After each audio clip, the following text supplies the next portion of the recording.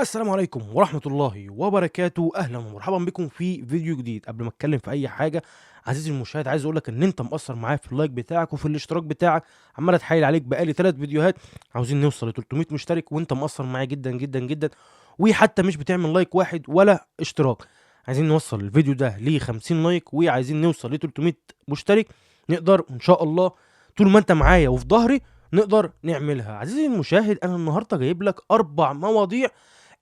الأربعة الأربع مواضيع كلّهم أشرس من بعض، كلّهم هتدغدغهم من كتر ما أنت يعني يعني هيدغدغوا الفيديو من كتر حلاوتهم، من كتر برضه إن هم أنت ما أنتش مستوعبهم، ما أنتش عارف إيه اللي بيحصل ولا إيه اللي بيتقال ولا أي حاجة.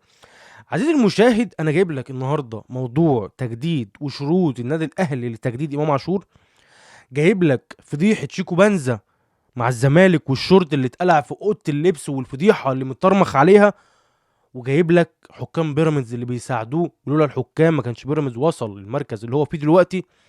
ورابع حاجه ان الاهلي تعبان، الاهلي تعبان، والاهلي بيمر بمرحله سيئه جدا جدا جدا، ومرحله مش مفهومه، ومرحله صعبه. واتوقع ان الاهلي لو ما ركزش المرحله اللي جايه هيخسر افريقيا وهيخسر الدوري، على الرغم من ان الاهلي لو حصل ليه اي اخفاق في الفترة الجاية في الدوري ممكن ما تلاقيهوش اصلا في التوب 7، ولا ممكن تلاقيه اصلا موجود في اول 7 اندية اللي هم بيصارعوا على بطولة الدوري. يا عزيزي المشاهد، الدوري المصري بتاعنا منقسم لقسمين.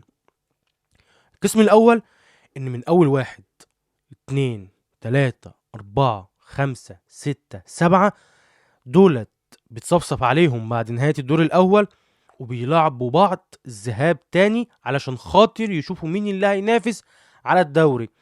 ومن أول 8 لحد 21 حاليا بينافسوا بعض على الأربعة اللي هيهبطوا ويلعبوا في دوري المظالم السنة الجاية، وهيصعد 3. عزيزي المشاهد، الدوري بتاعنا حاليا 21 فريق، 4 هيهبطوا و3 هيصعدوا، 4 هيهبطوا و3 هيصعدوا، 4 هيهبطوا و3 هيصعدوا. وبكده كمان 3 سنين هتلاقي الدوري رجع تاني ل 18 فريق، لأن كان كل سنة بينزل 4 ويصعد 3، فكانت بتقل واحد. على مدار 3 سنين هيرجع تاني الدوري 18 فريق. هيجي واحد يقول لي واحنا كان علينا بإيه ده كله علشان خاطر يعملوا الهبوط والقصة دي كلها؟ اقول لك ما هو الاسماعيلي.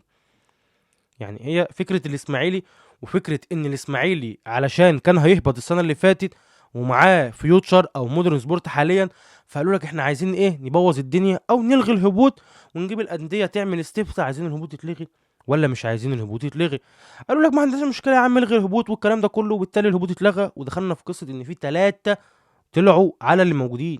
يعني احنا كنا 18 فريق، 3 طلعوا على الموجودين، بقينا 21 فريق. طب هنحل المشكله دي ازاي يا اصدقائي؟ قالوا لك خلاص هننزل 4 ونصعد 3، ننزل 4 ونصعد 3، ننزل 4 ونصعد 3، فهيتبقى كمان 3 سنين 18 فريق. شفت الوكسه اللي احنا فيها؟ شفت الوكسه اللي الدوري المصري فيها؟ شفت الوكسه اللي الاتحاد والرابطه والكوره في مصر عموما وصلتنا لايه؟ فخلينا نبدأ بأول خبر معانا، وهو شروط النادي الأهلي للتجديد لإمام عاشور. إمام عاشور عزيزي المشاهد، كلنا عارفين إن عقوبة إمام عاشور هتنتهي النهارده، أو انتهت بالفعل بنهاية يوم ماتش الإسماعيلي اللي الأهلي كسبه 2-0 بأداء صعب، بأداء غير معلوم، بأداء غير مفهوم. والحمد لله جت معانا كده وكسبنا بغلطات دفاعية. انا شايفها ان الاهلي كسب بغلطات دفاعيه، غلطات لو ما كانتش حصلت من دفاع الاسماعيلي ما كنتش هتعرف تعمل اي حاجه. الاهلي كان في الملعب من غير حلول، الاهلي كان بيلعب في الملعب من غير حلول. وبالفعل الاهلي بدون امام عاشور لا يوجد له حلول داخل ارض الميدان. امام عاشور هو القوة المحركة للمستطيل الاخضر داخل الملعب للنادي الاهلي، وشفناه لما كان متصاب بكتفه والاهلي كان بيمر بفتره سيئه واداء سيء. لما رجع الاهلي اتنعش تاني والاهلي بقى بيلعب كويس. لما تعاقب تاني الاهلي بقى بيلعب وحش. فبالتالي الاهلي من غير امام عاشور عارفين ان هو وحش، فبالتالي كده عرفنا كلنا ان الاهلي بدون امام عاشور ليس له حلول للهجوم في النادي الاهلي. طيب ايه الشروط اللي الاهلي حاططها لامام عاشور علشان خاطر ان هو يجدد؟ او ايه الشروط اللي الاهلي حاططها لامام عاشور علشان يوافقوا ان هو يجدد، او ان امام عاشور يوافق ان هو يجدد، او امام عاشور وافق ما وافقش. هي دي الشروط بتاعت النادي الاهلي، هي دي الشروط اللي الاهلي حاططها. عاجبك يا حبيبي كان بيها، مش عاجبك مع السلامه، قضي السنتين ونص بتوعك وتوكل على الله. فالاهلي حاطط لامام عاشور شروط او كام بند قصاد ان انت تجدد. عشان برضو عزيزي المشاهد ممكن انت تفهم كلامي غلط، الاهلي مش حاطط لامام عاشور حاليا شروط ومقابلها ان يوافق او ما يوافقش ويجدد. هي مش شروط ان انت توافق عليها او ما توافقش، هي شروط لو انت عملتها هنجدد لك. يعني شفت عزيزي المشاهد، هي لفه شويه. لو عملت الشروط دي هنجدد لك، ما عملتهاش مش هنجدد لك. مش ان احنا عايزينك توافق ولا ما توافقش، عنك ما وافقت، لكن عملت بيها كان بها، ما عملتش بيها خلاص برضه هتكمل مدتك مع النادي الاهلي، وبعد كده مع السلامه شوف لك طريقك. فالنادي الاهلي حاطط لامام عاشور كام بند، وهما ان انت لازم رقم واحد تلتزم في الملعب. هتلتزم في الملعب كويس جدا، هنبدأ نقيمك، وبعد كده بعد ما هنقيمك هنبدأ ان احنا نشوف تقديرا ليك تستاهل كام. مش انت اللي هتيجي تقول لي انا عاوز كذا فهديهولك. فكك من ان انت فاكر نفسك ان انت تتساوى مع زيزو وتريزيجيه في العقود. عزيزي المشاهد عايزك تكون عارف ان الاهلي لما راح جاب زيزو ما دفعش فيه فلوس. الاهلي لما راح جاب امام دفع فيه ما لا يقل عن 2.5 مليون دولار. فعزيزي المشاهد ده الفرق بين زيزو وده الفرق بين امام. زيزو جيب بلاش فموفر عليا فلوس، فانا اديتها له مقابل ان انا ما رحتش اشتريته من النادي بتاعه. انما انت يا امام انا رحت اشتريتك، فالكفه مش متساويين. وبعدين زيزو كانت صفقه اعلاميه، صفقه جماهيريه، صفقه التسويق فيها والاعلام يمكن مدخلها كتير. صفقه انا بجيب لها او بتدخل لي فلوس من الاعلام. فامام عاشور فكره ان هو يتساوى مع زيزو وتريزيجيه مرفوضه في النادي الاهلي. حتى لو عمل الشروط كلها اللي الاهلي حاططها مش هيتساوى مع زيزو وتريزيجيه. ده الشروط اللي النادي الاهلي حاططها. تلعب في الملعب كويس، تأدي كويس، سلوكك داخل الملعب وخارج الملعب يكون كويس. والشرط الاخير والمهم ان مفيش تعامل للاهلي مع وكيل امام عاشور اللي بيتسمى ادم وطني. عاوز تجدد على عيني وعلى راسي، عاوز الاهلي يمدد لك عقدك بالرقم اللي انت عايزه برضو على عيني وعلى راسي، بس مش هتتساوى مع زيزو تريزيجيه. عاوز كل شروطك الاهلي يقبلها برضو على عيني وعلى راسي. انما الاهلي يتعاقد او يتفاوض مع ادم وطني ده بند مرفوض. وده من اهم شروط النادي الاهلي، ان مفيش تفاوض مع ادم وطني نهائي. عاوز نتفاوض شوف لنا الوكيل الاولاني اللي هو حاجه يحيى يجي يتفاوض معانا يا باشا، ونعمل لك كل اللي انت عايزه بعد ما تنفذ شروط النادي الاهلي. فيا امام نصيحتي ليك يا امام، الحمد لله الايقاف بتاعك خلص، المده بتاعتك انتهت، اتعاقبت، اتدربت منفرد لوحدك، هترجع تتدرب جماعي تاني. هنشوفك في ماتش الجيش الملكي، الله اعلم دي بتاعت المدير الفني. واللي عرفته واللي وصل لي ان المدير الفني عمل اجتماع مغلق مع امام عاشور. هل بقى هيعتمد عليه الماتش الجاي؟ هل مش هيعتمد عليه؟ هل هيطلعه بره القايمه؟ هل ده كل الاسئله دي هنشوفها في ماتش يوم الاحد اللي هنعمل عنه حلقه مخصوص. فعزيزي المشاهد لو انت مش عامل لنا متابعه او مش عامل اشتراك في القناه، فانزل اعمل اشتراك في القناه وفعل زر الجرس عشان هيوصلك كل جديد. والحلقه دي اياك تفوتها علشان هتزعل بجد. وفي معلومات كتيره جدا لازم تسمعها في الحلقه دي عن ماتش الجيش الملكي في اخر جوله في دور المجموعات في دوري ابطال افريقيا اللي الاهلي لازم يكسبها. في ناس يقول لك ده تحصيل حاصل، بس انا بقول لك ده ماتش الاهلي لازم يكسبه، علشان لو صعدت اول مجموعتك هيترتب عليه حاجات كتير هنتكلم فيها في الحلقه اللي انا هنزلها يوم السبت بالليل، اللي هو نظام ليله الامتحان صباحيه الايه المباراه، زي ما شريف يسري بيعمل ربنا يزيده من نعيمه. طيب فنصيحتي لامام التزم يا حبيبي بكل ده. انت وراك جمهور كان عاملك كويس، رجعت من اصابه الناس كلها بص نجمتك، والناس كلها وصلتك لليفل ان انت امام عاشور بطل الابطال، موهبه. ما عنديش مشكله ان انت موهبه، ما عنديش مشكله ان انت رجلك ما شاء الله، ما عنديش مشكله ان انت بتساعد النادي الاهلي وانت 50% وما لا يقل عن 80% كمان من قوه النادي الاهلي. بس يا حبيبي التزم على الشروط اللي الاهلي حاططها، ساعتها الاهلي هيقدرك، الاهلي هيقدرك ماليا، الاهلي هيقدرك، كل الكلام ده هنشوفه معاك مع النادي الاهلي، وهنفرح كلنا. الاهلي، احنا جمهور الاهلي هننبسط، وانت هتتبسط، وهتفكك من المشاكل. ويا رب يا رب يا رب تكون الليله دي كلها كانت قرصه ودن ليك، وتفوق من المشاكل اللي انت فيها، وتبعد عن الشله الفاسده زي كهربا وصالح جمعه، اللي عمرهم ما هيقدموا اي لعيب هيعتمد عليهم. زي ما شفنا صالح جمعه لما طلع لبسك في الاعلام، وانت طلعت اعتذرت وقلت مش انا، والكلام ده كله ايه كان على لسانك، وسكتنا وطرمخنا على الكلام. لكن عزيزي المشاهد، عايزك تعرف ان امام عاشور لو بعد عن صالح جمعه وكهربا، حاله هينصلح ودماغه هتهدى. زي ما بيقول لك، هتقعد مع الصالحين هتبقى صالح، هتقعد مع الفاسدين هتبقى فاسد، هتقعد مع الشياطين هتبقى شيطان. فهو كل واحد بيتلون بالناس اللي هو قاعد معاها. فده كان موضوعنا وشروط النادي الاهلي لتجديد امام عاشور. نيجي بقى للخبر اللي متطرمخ عليه من اعلام الزمالك، للخبر اللي قنوات الزمالك والاعلام سواء الزملكاوي او الاهلاوي مفيش حد اتكلم عنه. فاكر عزيزي المشاهد لما كلنا سمعنا الخبر بتاع امام عاشور؟ فاكر ايه اللي حصل؟ فاكر الاعلام قد ايه كان ماسك امام عاشور سلخ؟ كان المحتوى بتاع الكوره في مصر او الاعلام في مصر هو امام عاشور. اي حد كان عايز يعمل محتوى كان بيطلع يعمل محتوى على امام عاشور، اي حد كان عايز يتكلم كان بيتكلم على امام عاشور. كل القنوات ما شاء الله، كنت كل ما تمسك الريموت كده تيجي تقلب تلاقي امام عاشور، تقلب تلاقي امام عاشور، تقلب تلاقي امام عاشور. طب قصه امام عاشور انتهت. حصل فضيحه داخل اوضه اللبس في نادي الزمالك، ومفيش واحد طلع يتكلم عليها. ما شفناش واحد من الاعلام المدلسين طلعوا اتكلموا عليها. ما شفناش واحد طلع يقول لك بص الحق شوف مش عارف ايه المبادئ والشبخ اللي كانوا بيتكلموا عليها لما امام عاشور عمل اللي عمله.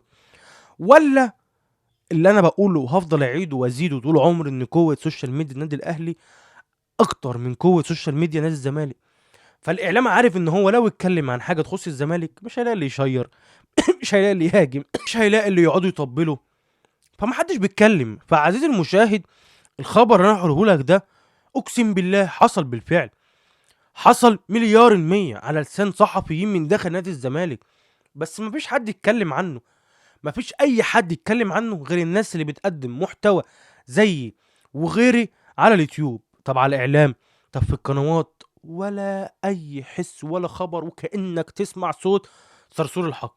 في المقابل في نفس الوقت لو امام عاشور عطس ولا نزل ستوري بتلاقيهم الحق امام عاشور، الحق مش عارف ايه، الحق النادي الاهلي مبادئ الكلام ده كله. طب انتوا فين من الفضيحه اللي شيكو بنزا عاملها في اوضه اللبس؟ انتوا فين من الفضيحه؟ بلاش اللي حصل جوه اوضه اللبس هنقول ده مغلقه ومحدش يعرف حاجه. انتوا فين من منظر شيكو بنزا في احتفالاته لما يكون لعيب في وسط الاستاد كله ومنزل الشورت بطريقه مستفزه، ومره واثنين وثلاثه وعشرة ومفيش حد يتكلم؟ لو كانت بتحصل في النادي الاهلي كان طلع لك ده مش مبادئ الاهلي، ان الاهلي ازاي ساكت عليه، ان فين الغرامات اللي بتتوقع عليه، ان الاهلي مش عارف مين، وان الاهلي وحش، وان الاهلي. طب في الزمالك ولا اللي هو كده ما حدش يعرف حاجه. يا جدعان ده في مصايب في الزمالك والله. فموضوع شيكو بنزا اللي انا بقول لك عليه ده عزيزي المشاهد، شيكو بنزا كان بعد ماتش او بعد تمرين بقى الله اعلم، دخل اوضه اللبس ودخل خد شاور زي اي بني ادم بعد اي تمرين او اي ماتش او اي لعيب. لحد كده وكويس جدا، لحد كده وزي الفل. طيب ايه اللي مش كويس وايه اللي مش زي الفل؟ ان بعد اي دش اللعيب بياخده او اي بني ادم عموما بينشف جوه. انا مش عارف احكي، بينشف جوه ويلبس ويطلع. لا، المعلم بتاعنا شيكو بنزا طلع بالفوطه في وسط اللعيبه في اوضه اللبس وشال الفوطه. انت متخيل؟ يعني انت متخيل لما يكون لعيب طالع من دش بالفوطه؟ طب ماشي بالفوطه هتبقى مبلوعه شويه، انما لا، هو ثانيه واحده يا جدعان بصوا اتفرجوا، وشال الفوطه قدام اللعيبه كلها في اوضه اللبس والدنيا هاجت عليه. لا مش هاجت اللي هي الدنيا قامت عليه، وان ازاي يحصل الكلام ده ومش عارف ايه، واتغرم. هما بيقولوا ان هو اتغرم، بس احنا ما نعرفش حاجه ولا شفنا حاجه ولا سمعنا حاجه، ولا صفحه الزمالك بتتكلم عنه وطالعين ايه. يعني المضحك ان احنا لما لقينا امام عاشور غلط، احنا كجمهور الاهلي لما لقينا ان امام عاشور غلط طلعنا قلنا ده غلط وده ما ينفعش ولازم يتعاقب، وطز في النادي الاهلي مقابل ان المبادئ تتنفذ على التخين قبل الرفيع، الكبير قبل الصغير. طب مش المفروض صفحات الزمالك تعمل كده يا احمد ويكون فعلا عملت كده؟ هقول لك لا، ما حصلش ولا هيحصل منهم. طول عمرهم بيبقى عندهم المشاكل وعارفين انها بتحصل، ويقول لك اصلي ده برد. شفت عبد الله السعيد اللي عنده برد بقاله شهر، اللي قال لهم انا مش مسافر معاكم؟ شيكو بنزل اللي قال لهم انا مش مسافر؟ خوان بزير اللي قال لهم اصل انا عندي عين سمكه في البنك مش عارف اعملها؟ هو الزمالك كده طول عمره. الزملكاويه بقى بيطلعوا يقولوا لا ما ينفعش وده حصل وانتوا بتعملوا كده عشان يداري على مش عارف ايه. هو الزملكاوي هيفضل طول عمره على نفس النص وعلى نفس الاتجاه. هو كده يمين شمال تجيبه وتهزه وتعمله، يا ابني ما ينفعش يا ابني، ده سمعه لا لا لا، انت اللي وحش وانتوا مش بتحبوا النادي الزمالك وانتوا انتوا فاسدين. يا ابني ما ينفعش، انت عندك واحد قلع هدوم ومالت في وسط اللعيبه. لا لا لا، انت بتطرمخ على موضوع امام عاشور. طب هو يا ابني اسمعني، لا لا لا لا، هو ما فيش. هو الزملكاوي كده، هو شايل دي وصل دي وطز.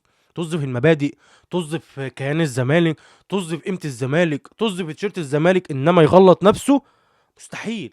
يطلع يقول زينا كده ان ده لاعب غلط ولازم يتعاقب، مستحيل. ما تلاقيهاش من زملكاوي دي، مستحيل. انا من اول ما بدات تشجيع الزمالك، سوري، من اول ما بدات تشجيع الكوره وانا عمري ما شفت زملكاوي طالع يقول ان انا عندي لعيب غلط، مع ان الدنيا كلها شايفه ان اللعيب غلط والدنيا كلها بتقول ان اللعيب غلط، الا الكائن الزملكاوي لا يقول لك ما فيش يا باشا، اللعيبه ما بيغلطش. فعزيزي المشاهد علشان ما نطولش عليك الحال اكتر من كده، فانا عايز اقول لك ان شيكو بنزا قلع ملط ملط ملط في وسط اللعيبه في اوضه اللبس، واللعيبه كلها هاجت عليه. مش اللعيبه كلها صارت عليه ومرضوش باللي بيحصل وقدموا في شكاوي، وهم بيقولوا ان هو تعاقب. بس انا بقول لك هو ما اتعاقب ولا نيله. ما كان بيلعب ماتش امبارح والدنيا جميله يعني وما عادي.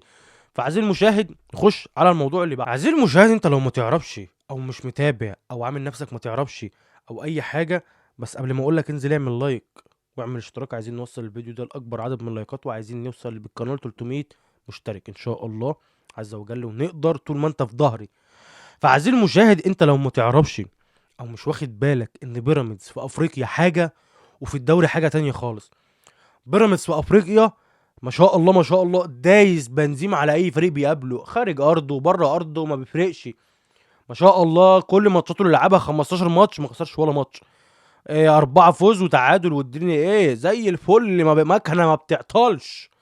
طب في الدوري، بص المكنه عطلت في الدوري. المكنه مش شرط تطلع قماش في الدوري. الدوري كلنا عارفين ان بيراميدز حاليا هو المركز الثالث ب 31 نقطه، والزمالك المركز الثاني ب 31 نقطه، والاهلي المركز الرابع ب 30 نقطه. انا مش فارق معايا وعارف ان كده كده الاهلي ممكن ياخد الدوري في اي لحظه، او كل الترتيبات دي كلها هتتغير، لان بيراميدز لسه قابل الزمالك ولسه قابل سيراميكا، فالدنيا ايه، هيوقعوا بعض، والاهلي مش هيقابل حد منهم دلوقتي لانه خلص معاهم من بدايه الدوري. طيب انا مشكلتي بقى هنا ايه؟ ان بيراميدز في الدوري الحكام بتساعده بطريقه مفضوحه. اللي هو ايه، كل ما حكم يعمل حاجه او يحصل مصيبه يقول لك اصل عشان الاستثمارات بتاعتنا يا جدعان، مش عايزينه يسحب الاستثمارات بتاعتنا. عايزين المشاهد انا هجيب لك مثال بسيط عشان مش عايز اطول عليك الحلقه. مثال بسيط من ماتش امبارح او ماتش اول امبارح مش متذكر. الماتش ده كان بيراميدز بيلاعب فريق. الفريق ده اتظلم. كان بيلاعب انبي. يعني انت عارف يعني ايه الحكم يحسب لبيراميدز ضربة جزاء من وحي خياله؟ ضربة جزاء اصلا فاول على لعيب بيراميدز، حسبها ضربة جزاء لبيراميدز، وساعد الحكام ان هم الحكام ساعدوه ان هو يكسب الماتش عادي خالص. والناس كلها محدش يتكلم. ما شفتش اللي بيحصل في الاعلام وقتها ان الاهلي بيكسب بالحكام ون الكلام ده كله. طب يا عم هو مش بيراميدز معاه لعيبه ومعاه كل حاجه؟ طب ما تسيبه ينافس معانا بشرف، سيبه ينافس معانا بقلب وعزيمه باصرار بقى باي حاجه انتوا عايزين تحسبوها. انما ليه اجري اساعده بالتحكيم؟ انا استفدت ايه او فين المنافسه لما انت تروح تساعد لي فريق بينافس معايا على الدوري بالتحكيم وتديله ضربه جزاء وهميه من وحي خيال الحكم؟ وعلى فكره اتفرج على بيراميدز الايام اللي جايه هتلاقي الحكام بتساعده بطريقه مفتريه. اللي هو بص، بيراميدز لازم يكسب، بيراميدز لازم يبقى من التوب 2، اللي هو غصب عنكم بيراميدز لازم على الاقل ما ياخدش الدوري بس ياخد المركز الثاني. فالحكام ماشيه مع بيراميدز بطريقه مفتريه. وعلى فكره من السنه اللي فاتت وبيراميدز كان الحكام ماشيه معاه. ولو انت عاوزني اعمل لك حلقه كامله عن الفضايح بتاعه الحكام مع بيراميدز، اكتب لي في الكومنتات تحت، اكتب لك عنها او اعمل لك فيديو عنها. اكتب لي في الكومنتات تحت ان انت عاوز حلقه عن فضايح حكام مع بيراميدز، وانا اعمل لك حلقه يا باشا مفصله بالتواريخ بالفيديوهات بكل حاجه، اعملها لك ما عنديش مشكله. فبيراميدز مش محتاج التحكيم يا جدعان، بيراميدز خلوه ينافس معانا. المنافسه حلوه، ليه بتقتلوها؟ يعني بيراميدز لو كانت عادل كانت المنافسه هتولع اكتر. ليه بتقتلوا المنافسه؟ ما تخلوها شيطه كده والدوري مولع. هو انتوا مش بتحبوا ان انتوا تشوفوا الدوري مولع؟ لازم حد يحسمه من البدايه على طول. طب انا مبسوط ان الدوري كده وان الاهلي خربان برضو او كل حاجه. يعني مش فاهم يعني بلاش ان الحكام تساعد بيراميدز. خلي الدوري ماشي كويس، وخلي الدنيا تبقى ماشيه كويسه، عشان ما يطلعش فريق يقول لك انا هنسحب وانا هعمل وانا هخلي وانا هسوي، وان نلاقي الفرق التانية عماله تشتكي من الحكام ونبدا نخش في حسبه بيرما. فبلاش ارجوكوا حوار ان بيراميدز يتساعد من الحكام. نيجي لاخر موضوع معانا، وان الاهلي تعبان. الاهلي تعبان قوي، الاهلي قوي قوي قوي. لا لعيبه بتلعب كويس، ولا ولا اداره كويسه، ولا مدرب كويس. ففي حاجه غلط في الاهلي، في حاجه غلط جدا جدا في الاهلي. انا ما اتعودتش ان انا شايف النادي الاهلي كده. انا هتكلم حاليا بمشجع اهلاوي، اللي هو ايه، انا هركن بقى خلاص الحياديه وهركن كل حاجه، فانا هتكلم بمشجع اهلاوي. الاهلي اللعيبه وحشه، اللعيبه مش عارفه لا تستلم ولا تباصي، ما اعرفش هو المدرب بيعلمهم ايه ولا بيديهم في التمرينات ايه. حسين الشحات قبل ما المدرب ده يجي كان مكسر الدنيا ومدغدغ الدنيا، وكان بينزل بديل ذهبي، وكنا مسمينه بديل ذهبي. مع المدرب ده ماتش الاسماعيلي حسين الشحات مثلا لو عمل 100 باص، وده رقم كبير طبعا، بس خلينا ايه اديك مثال، لو عمل 100 باص منهم 150 باص مقطوعين منه. كل باص كان بيتقطع، كل باص كان بيترد علينا، كل باص كان بيطلع منه غلط. في حاجه غلط في حسين الشحات. وبعدين هو المدرب معتمد على طاهر ليه؟ ايه اللي بيقدمه طاهر في النادي الاهلي يخليه ان المدربين يعتمدوا عليه؟ ما هو بص، المدرب اللي هيعتمد على طاهر يبقى مدرب ما بيفهمش. انا كده شايفها، المدرب اللي يعتمد على طاهر يبقى مدرب ما بيفهمش. طاهر في ماتش الاسماعيلي عمل لي ايه؟ انا عاوز حد يطلع يرد عليا يقول لي طاهر في ماتش الاسماعيلي عمل لي ايه. فالنادي الاهلي فنيا وحش جدا. النادي الاهلي فنيا اقل من اول 3 فرق في الدوري المصري، اقل من سيراميكا، اوحش من الزمالك، اوحش من بيراميدز. يعني الزمالك بمشاكله بحواراته بقصته دي كلها باللاعيبه 3/4 مش موجودين، وبيلعب احسن من الاهلي. طب الاهلي ناقصه ايه؟ معاه مدرب اعلى قيمه عقد مدرب في افريقيا كلها، وبيلعب بالمنظر ده. يعني انا كنت جايب مدرب بالقيمه دي كلها وبالفلوس دي كلها، هو مدرب مش قيمه، هو الفلوس اللي هو بياخدها دي كلها، واشوف العك ده في الملعب. يعني انا يرضي مين الفلوس اللي بتدفع في مدربين ما يعني مش عارف، يعني مدرب اصلا اول مره يجي يلعب في افريقيا، ومدرب اول مره يجي يدرب نادي اهلي، ومدرب اول مره يطلع بره القاره بتاعته، او ان هو يمسك فريق بقيمه النادي الاهلي. مستني منه ايه؟ ماله عماد النحاس يا جدعان؟ يعني هو عماد النحاس كان كوخه يعني؟ يعني هو عماد النحاس اشتكى؟ ولا هي عقده الخواجه؟ على فكره عماد النحاس مكسر الدنيا في العراق. يعني احنا مشينا عماد النحاس، ورحنا جبنا واحد بطيخه، واحد بيحب ويكره، واحد عنده المجاملات دي بص اسلوب حياه.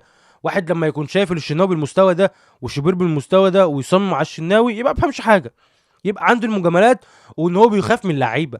فالنادي الاهلي مستواه بقى وحش جدا جدا جدا جدا، وبقى متدني. وربنا يستر من الماتشات الجايه. هو كده كده ماتش الجيش الملكي انت هتعديه غصب عنك، هتلعبه كويس عشان الجمهور اللي في الملعب اللي ما ينفخكش، فانت لازم هتعديه. الخوف من اللي بعد كده، الخوف من الادوار اللي بعد كده، الخوف من النفس الطويل في الدوري. انت لو قابلت فريق تقيل في الدوري ممكن يكسبك. يعني انت عندك سموحه في الدوري وعندك انبي ممكن يكسبوك، ممكن يكسب الجونه اتعادل مع بيراميدز، فانت خاف منه برضه. الدوري السنه دي مفيش فريق ضعيف وفريق عالي، كلهم بقينا ما شاء الله مستوى بعض. مع ان الاهلي اعلى قيمه تسويقيه في الدوري، بس كلنا بقينا سواسيه. اي فريق بيلعب قصاد الاهلي وبيدافع، الاهلي ما عندهوش اي حلول. المدرب اللي قاعد على الدكه بره ده ما عندوش اي حلول. لولا ان ماتش الاسماعيلي الجونين اللي جم غلطات من المدافعين والله ما كان في حلول ان الاهلي يكسب بيه. المدرب واقف بره، بدل لي بن شرقي يمين وهات لي طاهر عاش مين، مش عارف ايه ودي. هو كان كده، هو كل ما يتزنق بدل لي الوينجات. شفت كنتاكي اللي هو كان ابو دقن ده، انا مش فاكر كان اسمه ايه، بيسيرو مارسيلو، والله ما انا فاكر اسمه، اللي هو مارتن لازارتي. مارتن لازارتي شفت كان كل ما يتزنق بدل الوينجات، وسبحان الله كانت ماشيه معاه، وكان معاه اسمه ايه الواد الاقرع ده؟ ايه جilberto، لا جاليرو. ما علينا، الواد الاقرع اللي جاب جون في سموحه في اخر دقيقه اللي كسبنا الدوري. فهو ما عندوش حلول. انا شايف ان المدرب ده ما عندوش حلول، وهيطلع الاهلي بموسم صفري ان شاء الله. يعني احنا داخلين على موسم صفري ما شاء الله يعني. منه للخطيب ومنهم للاداره على اللي احنا بنشوفه مع النادي الاهلي واللي شفناه معاهم والعك اللي بنشوفه في الملعب. فعزيزي المشاهد، لو وصلت لحد هنا فانا احب اشكرك جدا جدا جدا جدا جدا عن انت قاعد تسمعني لحد دلوقتي. وهكون شاكر افضلك لو نزلت عملت لايك عشان نوصل الفيديو ده لاكبر عدد من اللايكات. وما تنساش ان انت تصلي على سيدنا محمد في الكومنتات. يعني انت لو صليت على سيدنا محمد في الكومنتات انت هتاخد ثواب وانا هاخد ثواب، والفيديو بتاعي الناس هتتفرج عليه. وما تنساش وانت لازم تعمل حاجه في الكومنتات، ان انت تعمل اشتراك وتفعل زر الجرس عشان الفيديو بتاع ماتش الاهلي والجيش الملكي لازم تتفرج عليه، ما ينفعش ان انت تفوته. فعزيزي المشاهد، هتوحشني. تصبح على خير.